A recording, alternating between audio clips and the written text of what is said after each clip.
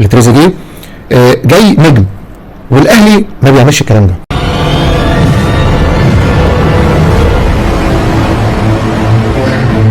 السكواد عايزين نمسكه بتاع الاهلي، الصفقات الجديده واحد واحد، لان الجمهور كله كان مستني منه نتائج كبيره جدا، والنتائج لحد دلوقتي ما جابتش يعني اي مردود يتلائم مع الفلوس اللي هي اندفعت فيه. وناخد مثلا بدايتها تريزيجيه، ايه رايك في التعاقد معاه؟ بص، هو انا ما عنديش مشكله شخصيه مع تريزيجيه لعيب كبير، تمام مظبوط، ويفيد اي مكان هو فيه، لكن انا يمكن مشكلتي هي في المنتاليتي، الكلمه اللي اتقالت زمان وما زلنا بنكررها لحد الان. تريزيجيه جاي، مع احترامي الكامل لتريزيجيه، جاي نجم، والاهلي ما بيعملش الكلام ده. احنا كلنا بنشتغل لمصلحه النادي، الكيان. ما تبقاش انت عايز تبقى انت اللي تعمل الاوت، وعايز انت اللي تشوط البلانتي، وعايز انت اللي ترفع الكورنر. مفيش حد بيعمل كده، مفيش لعيب في الدنيا بيعمل كده. طب انا عايز اسالك سؤال بخصوص الموضوع ده، هل انت كنت في الاول شايف ان التعاقد مع تريزيجيه غلط من الاساس، ولا حسيت ان الغلط ده هيحصل من بعد البلانتي، موضوع قصه البلانتي في ماتش انتر ميامي؟ والله من البدايه انا كنت رافض، يعني انا لو بتسالني عن رايي انا الشخصي، لا انا ما اجيبش تريزيجيه. كان كتامر مش مفضل التعاقد مع كراجل مشجع، انا راجل مشجع يهمني مصلحه النادي. انا يمكن اكون شايف الصوره بدري شويه، انا عارف ان ده ممكن يحصل. احنا عندنا امثله كتير للقصه زي دي، ان انت بتبقى جاي فاكر ان انت رقم واحد.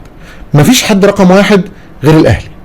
انت مهما حاولت ان انت تبقى رقم واحد ده مش هيحصل، هيأثر عليك وهيأثر على مردودك للنادي وهيأثر على الجمهور بعد كده. وده اللي حصل مع تريزيجيه. تريزيجيه لعيب كبير تمام، يحترم، قيمه طبعا، لكن تفكيره ان انا جاي انا رقم واحد في النادي، ده اللي اثر عليه، وده اللي خلاه بعد ما ضربه الجزاء تضيع، انت شفت وعارف طبعا نفسيا بدا يقع. نفسيا وقع جدا جدا، مش بدنيا، لا هو تريزيجيه بدنيا ممتاز لكن نفسيا بدا يقع. الجمهور كان حد في الهجوم عليه، والجمهور عنده حق، وللاسف جمهور الاهلي ما بيرحمش، جمهور شرس ما بيرحمش. ده حقيقي. انت النهارده كويس هنشيد بيك ونقول لك انك كويس، الماتش اللي بعديه الاسبوع الجاي انت وحش، الجمهور هيطلع يقول انت وحش. والصراحه انا شايف ده سر قوه الاهلي، دي حقيقه، دي حقيقه. ما يعني مش هقولها لك باسلوب تاني، لكن هو الاهلي او جمهور الاهلي الكويس بنقول له انت كويس، شوف دماغنا. انت وحش هنقول لك في وشك انت وحش، كلام مظبوط، ما تزعلش، لان انت هنا مع جمهور الاهلي وجمهور الاهلي كمان. الصفقة الثانية اللي كان الناس بتتكلم عنها طبعا، يعني ده صفقة مميزة جدا، أشرف بن شرقي. أشرف بن شرقي الأهلي اتعاقد معاه في نفس الوقت اللي هو كان اتعاقد مع تريزيجيه، بس أشرف بن شرقي جاء قبله ب6 شهور. شايف من ساعة تعاقد الأهلي مع أشرف بن شرقي قدم نفس المردود اللي جمهور الكرة المصرية عارفه من ساعة ما كان أشرف بن شرقي بيلعب في الزمالك، وقبل كده لما كان بيلعب في الوداد المغربي؟ والله يا محمد بص، هو البيك بتاع أشرف بن شرقي بصراحة كان مع الزمالك، ده البيك بتاع اشرف بن شرقي. حتى قبل ما يجي الزمالك ما كانش بالمستوى بالليفل ده. كلام مظبوط، كلام مظبوط. بعد ما طلع من الزمالك انت جايبه على اعتبار ما سيكون، وللاسف الفتره اللي موجود فيها اشرف بن شرقي مع احترامنا كامل ليه لم يؤدي مردوده. اشرف بن شرقي الى النهارده، احنا النهارده بنتكلم في يوم 2/11 تقريبا، اشرف بن شرقي ما عملش اللي مطلوب منه.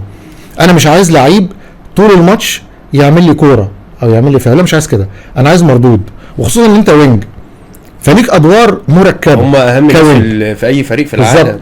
لكن يعني انا شايف بصراحه، يمكن الناس تختلف او تتفق معايا، ان انا بقيت بشوف اشرف بن شرقي بقى تقيل، في سنه بطء شويه، معرفش انت شفت ده ولا لا، في ماتشات كتير، مش ماتش واثنين وثلاثه، في ماتشات كتير فمظبوط في تقل وفي بطء، مش تقل على الكوره، لا تقل بدنيا حركيا. بس تسمح لي اضيف حاجه بقى بخصوص اشرف بن شرقي. انا من وجهه نظري هو لعيب موهبه جامده جدا، انا شفته قبل كده في الملعب كذا مره، لما كان بيلعب في الزمالك في ماتشات الاهلي كان قوي جدا، ومنهم اهم ماتش اللي هو اخر ماتش ليه مع الزمالك في نهائي كاس مصر. كان لعيب يعني تقول زي ميسي في الملعب. الفكره في الفرق ما بين مستوى اشرف بن شرقي مع الزمالك ومستوى اشرف بن شرقي مع الاهلي، ان الاهلي كفرقه طول عمره فريق ملتزم، بمعنى ان ال11 لعيب بيهاجموا وال11 لعيب بيدافعوا.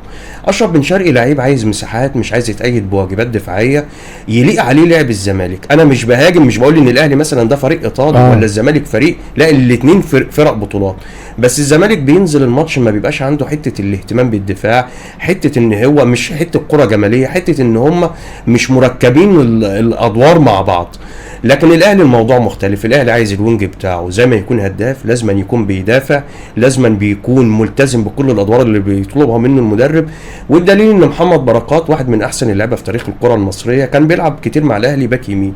اشرف بن شرقي ما عندوش الحته ديت. انت فعلا كلامك صح، هو كان مع الزمالك متالق، تحس ان هو نسخه تانية مع الاهلي. انا عايز اقول بس كلمه في نهايه موضوع اشرف بن شرقي ده. انا ما خدتوش من الزمالك بعد 3 سنين كان قاعد فيهم، لا ده انا خدته وهو متالق.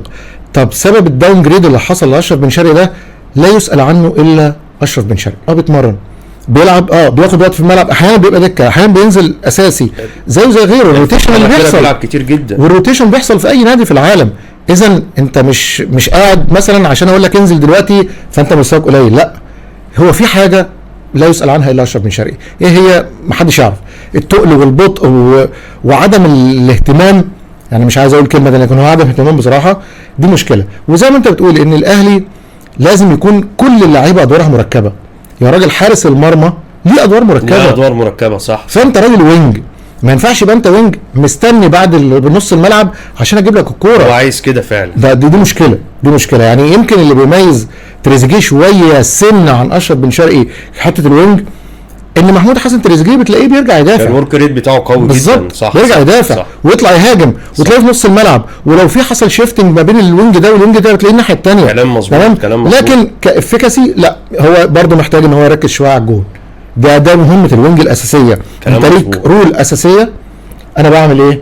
انا بدخل على الجون، انا تارجت للجون، تمام. فانت مجهودك الدفاعي مطلوب منك. هو الاهلي كده، الاهلي عنيف في الحته دي. اذا كنت مهاجم او مدافع او انت لازم ترجع، لازم تكمل مع زمايلك، لكن دورك الاساسي ان انا اركز على المرمى، صح. فانت عندك اللعيبه قدام مهاريه، مش هنكر اشرف بن شرقي لعيب حريف جدا جدا كلام جدا، سليم، كلام سليم. لكن تاثيره على الجون ايه بقى؟ في الفتره اللي فاتت دي كلها كلام مظبوط، ما شفناش. فهي فيها مشكله محتاج يسال عنها اشرف بن شرقي. ممكن يبقى نجيبه بودكاست نساله ان شاء الله.